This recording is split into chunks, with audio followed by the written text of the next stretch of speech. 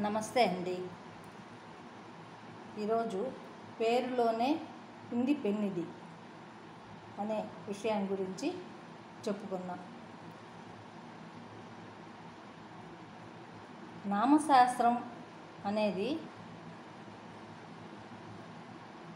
ఆంధ్ర ప్రజలకు పరిచయం చేస్తున్నందుకు సంతోషం. అందరికీ కూడా, మనిషికైనా దేవతలకైనా అతడి నామమే శరీరం.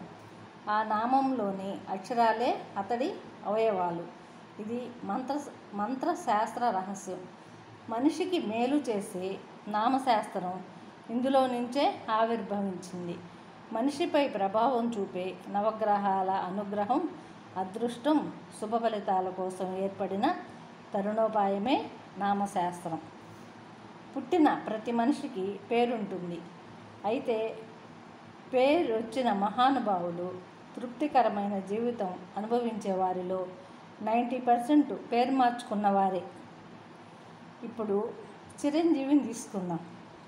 చిరంజీవి పేరు మార్చుకున్నారు. మెగాస్టార్ చిరంజీవి, మోహన్ బాబు, రవితేజ, ఏఆర్ రెహమాను, జీవా, జయసుధ, సిమ్రాన్, అనుష్క, నయనతార, ఇలా ఎందరో. వీరంతా అసలు పేరు మార్చుకున్నవారే.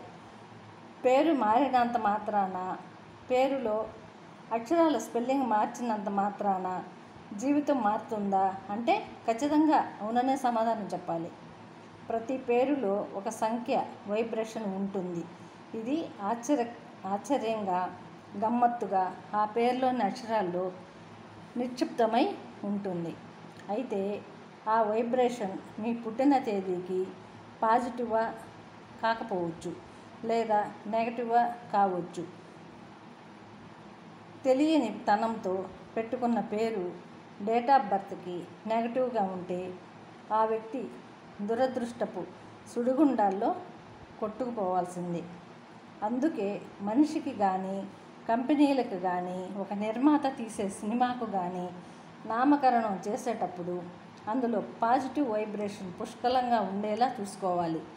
కేవలం నామకరణం కాదు, అదృష్టం ఇచ్చే నామకారణం కోసం త్వరపడాలి.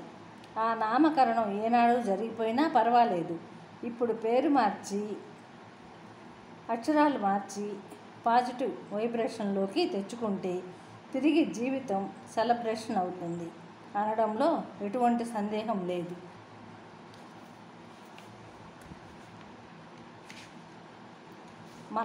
మన అదృష్టం మార్చుకునే అతి సులభమైన ప్రక్రియ. మీ పేరు మార్చుకోండి, మీ జీవితాన్ని మార్చుకోండి, అదృష్టాన్ని ఆస్వాదించండి. ఇదండి ఈరోజు.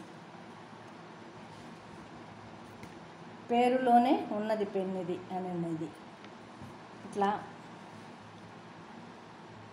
నామ నక్షత్రాల ప్రకారంగా, ఆస్ట్రాలజీ, న్యూమరాలజీ ప్రకారంగా అన్నీ చూసి పేరు పెట్టుకుంటే వాళ్ళ జీవితం బాగుంటుంది. ఇటువంటి విషయాలు కొన్ని తెలుసుకునే దానికోసంగా మేము చెప్పే వీడియోలో చెప్పే కొన్ని వింటూ ఉండండి. ఇది వినాలంటే లైక్ చేయండి, సబ్స్క్రైబ్ చేసుకోండి. జై గురు.